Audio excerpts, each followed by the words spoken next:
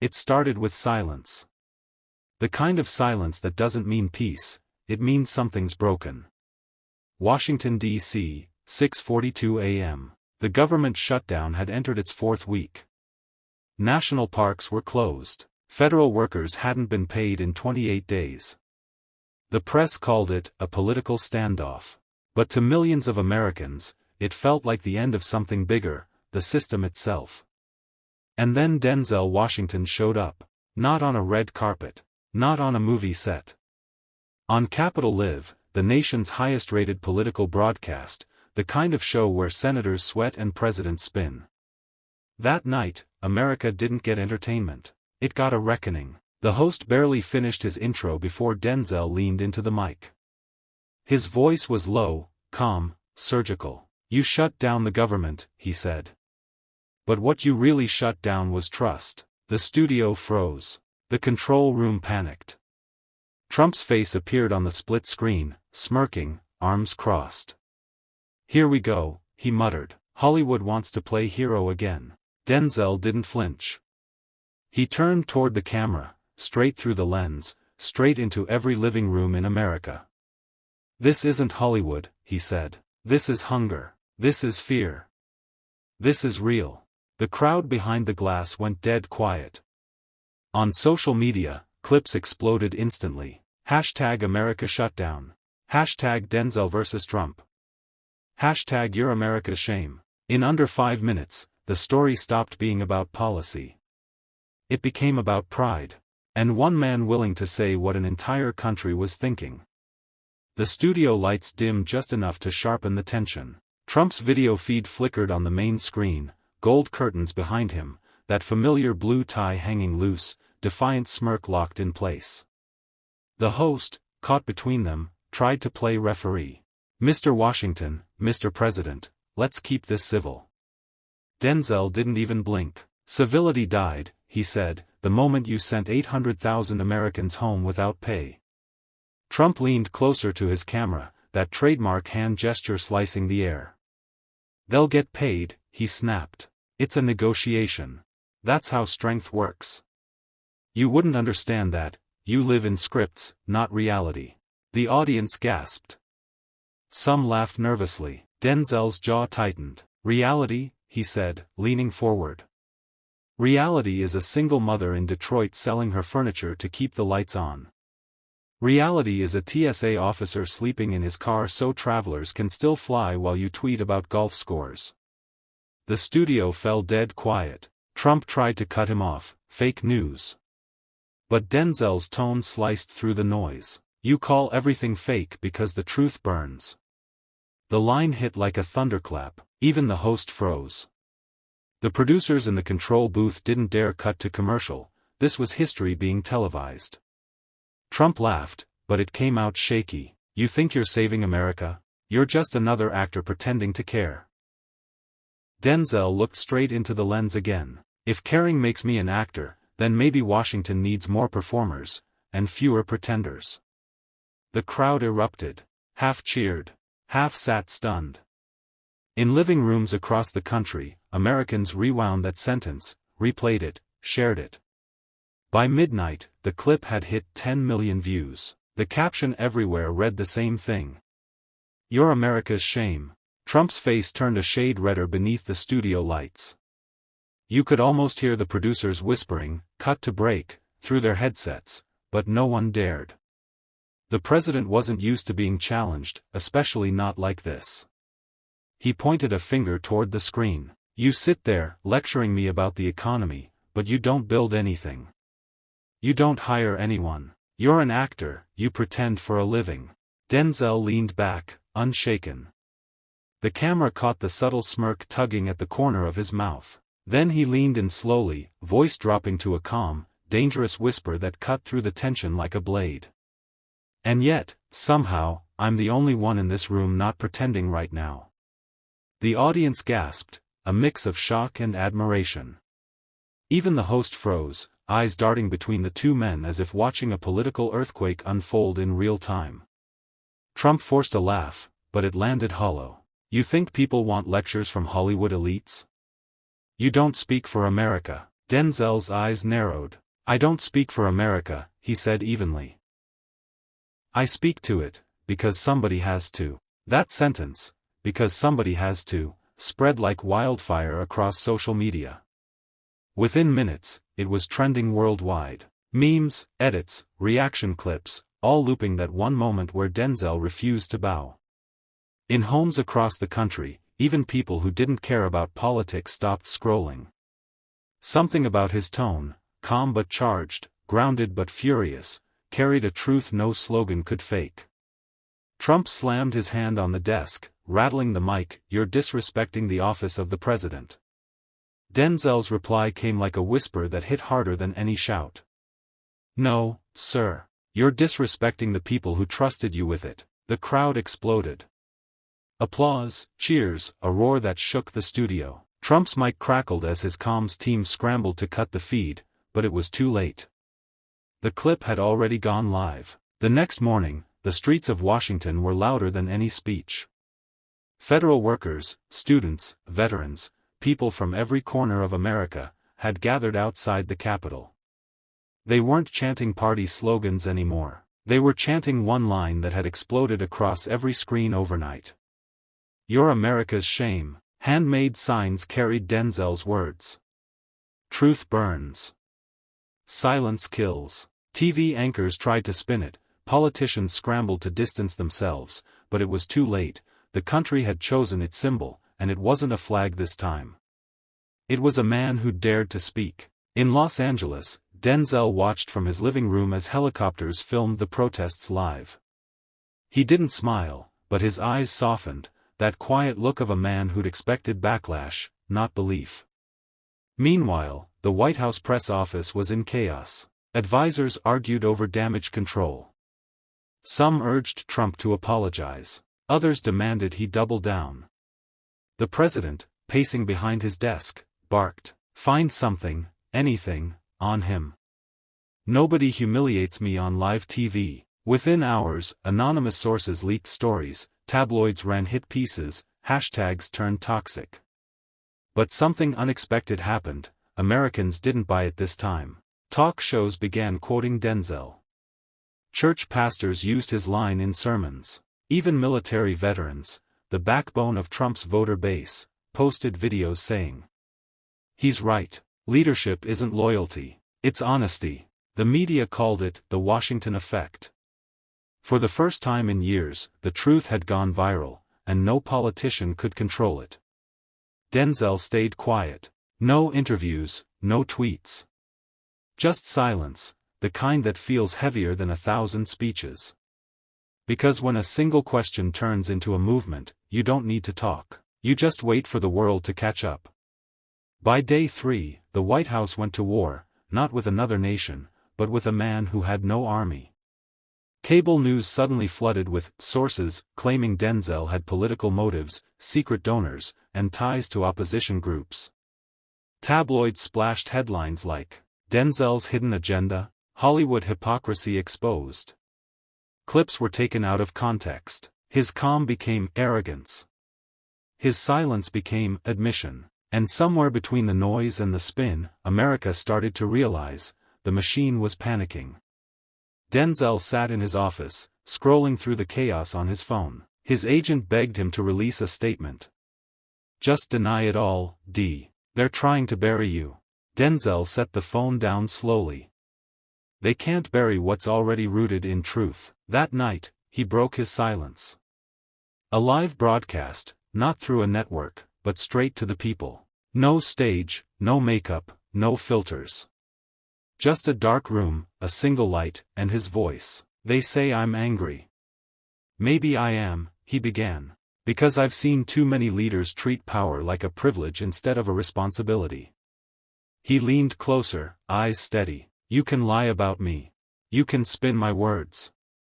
But you can't change the fact that Americans are hurting while their government plays games." Within minutes, the stream shattered records, over 80 million live views in 6 hours. Comments flooded in. Finally, someone said it. "He's not a politician, that's why we believe him." The next morning, journalists tried to dismiss it as emotional rhetoric. But the numbers didn't lie. Denzel's message had reached more people in one night than the president had in a month. Trump's advisors panicked. "Mr. President, if this keeps up, he'll control the narrative." Trump slammed his fist on the desk. "Then we end the story." But what he didn't know, the story was already out of his hands. By the end of the week, America didn't feel like one country anymore, it felt like two broadcasts playing at the same time. On one side, Trump's voice thundered through every conservative channel, calling Denzel a Hollywood fraud, a dangerous agitator, even a traitor in a suit. On the other, Denzel's calm, unshaken words echoed through millions of phones and hearts. Truth doesn't need permission to speak. Cities became mirrors of that split. In New York, crowds gathered in Times Square holding signs that read, "We heard you, Denzel." In Texas, pickup trucks rolled through small towns with flags that said, "Stand with Trump." The divide wasn't just political anymore, it was spiritual. Inside the Oval Office, Trump's rage was volcanic. "Find out who's feeding him lines," he barked. "He's too damn composed to be doing this alone." Wesley Stokes, his senior advisor, replied carefully, "Sir, he's not reading lines.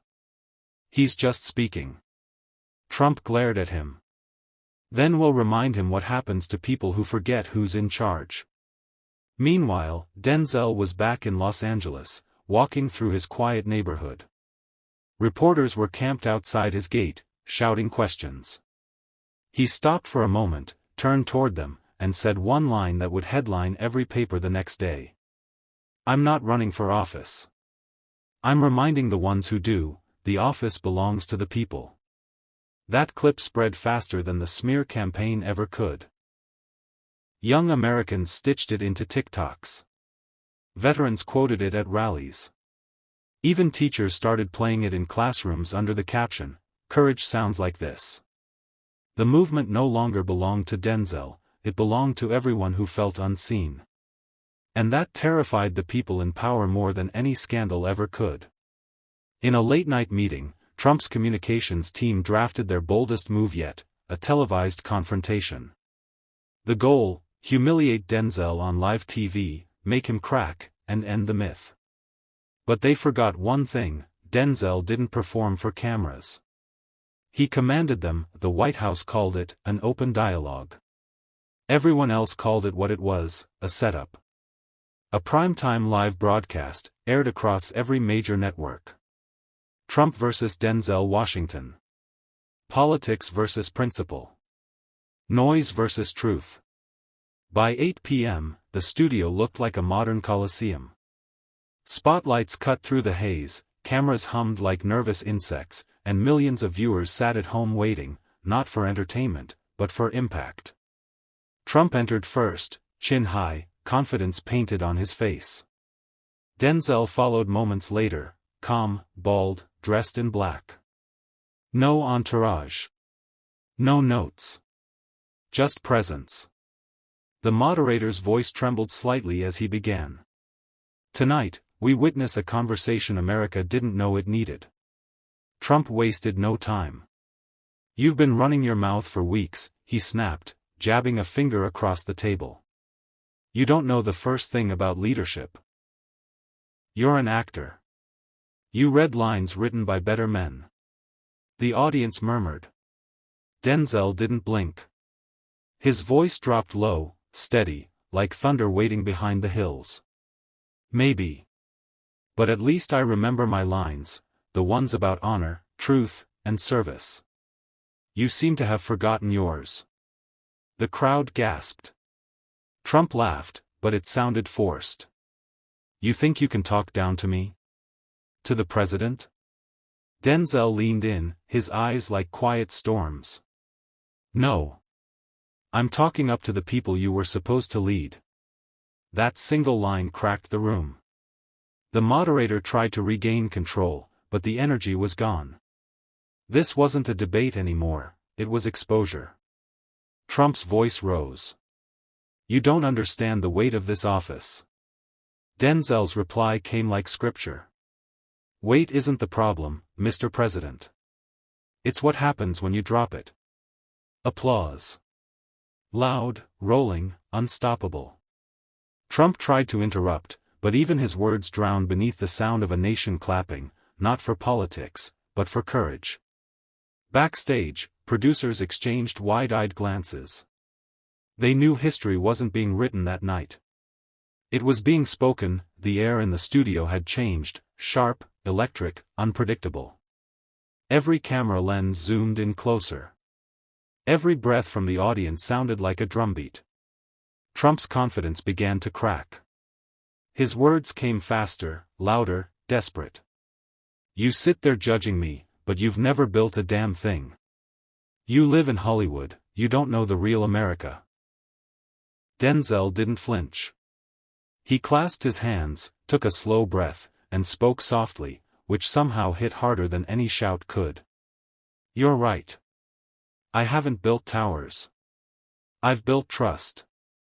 I haven't fired people. I've lifted them. And the real America you talk about?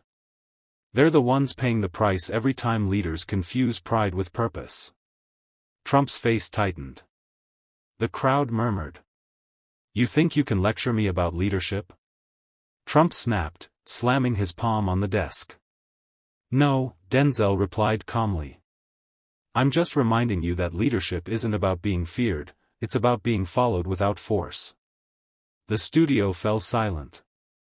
You could almost hear the lights buzzing overhead. The moderator looked terrified to intervene. This was no longer television, it was reckoning. Trump leaned forward, his voice trembling between anger and panic. You think people still believe in this moral crap? This isn't a movie, Denzel. Denzel's eyes locked on him, unblinking, cold and clear. Then maybe that's the problem. You forgot that the world outside this room isn't scripted, it's lived. And people are tired of being extras in your story. A roar erupted from the audience. Applause thundered through the room as the camera cut to Denzel, stoic, grounded, unshaken, while Trump sat frozen, his face caught between disbelief and fury. On social media, the moment exploded instantly. Clips with captions like "Denzel just ended Trump live" and "This is how you face power" flooded every platform. Within minutes, hashtags like #DenzelSpeaksTruth and #PresidentialEnergy trended globally.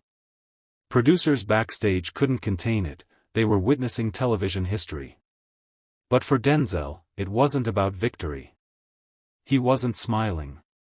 He wasn't gloating. He just looked across the table and said one last thing, barely above a whisper, but the whole world heard it. You forgot the people, Mr. President. And when the people remember you, it won't be kindly. By morning, America wasn't talking, it was roaring. The clip of Denzel's final line looped endlessly on every screen, "You forgot the people, Mr. President." It played over breakfast in diners, in subway stations, even projected onto a wall in Times Square. Cable networks scrambled to frame it. Fox called it a meltdown. CNN called it a masterclass. But the people? They called it truth. In Washington, chaos brewed. Advisors ran through corridors, whispering about damage control. Trump hadn't slept. His tweets came in bursts, each one angrier than the last, all in caps, all defensive. Denzel is a liar.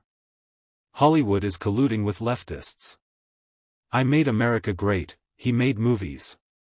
Each post only fanned the fire. Late-night hosts mocked him. Even conservative pundits whispered off-air that maybe, just maybe, Denzel had said what everyone else was too afraid to. Meanwhile, Denzel stayed silent. No interviews. No comments. He walked the streets of LA like a man unbothered, dressed in a hoodie and shades. But everywhere he went, people stopped him. An old veteran shook his hand. You said what I've been thinking for years.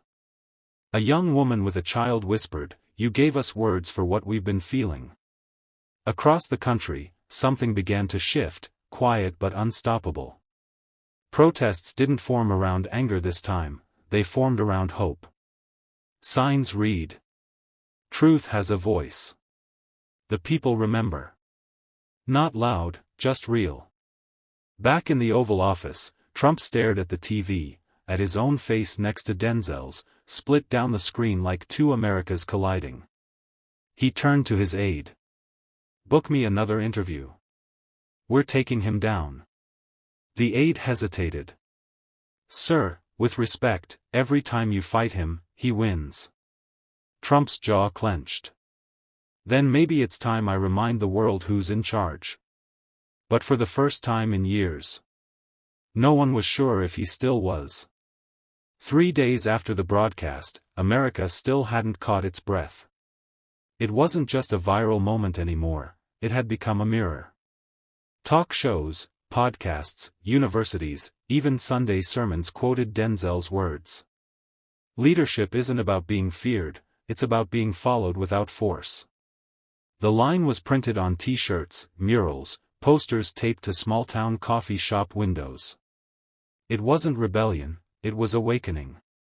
Meanwhile, the White House spiraled deeper into crisis. Leaks flooded out. Staffers resigning, allies distancing themselves, donors demanding answers. Trump's inner circle grew smaller by the hour, the once unshakable facade cracking under the weight of denial. Reporters said he shouted one thing over and over that night. "How did one man do this to me?" But Denzel hadn't done anything. He had simply refused to shrink. In a small, dimly lit community center in south-central LA, Denzel stood before a group of young people. No cameras, no microphones, just chairs, a circle, and honesty. He spoke slowly, each word deliberate, like he wanted them to live longer than sound bites. "You don't need a title to lead," he said. "You just need to speak when silence starts to cost you something." A girl in the front row raised her hand. "Do you think the country's broken?" she asked. Denzel smiled faintly. "No. Just honest for the first time in a long while." Outside, rain started to fall, soft, cleansing, steady. And somewhere across the country, in diners and offices and classrooms, people replayed that debate not because of the spectacle, but because of the message. History would call it the night America looked in the mirror. Some said Denzel destroyed Trump. But those who truly listened knew, he wasn't fighting a man. He was confronting a mindset. The final frame of the story wasn't on a stage or a screen. It was in the eyes of millions who had finally realized something simple, something powerful. You don't need a spotlight to be seen. You don't need permission to speak truth.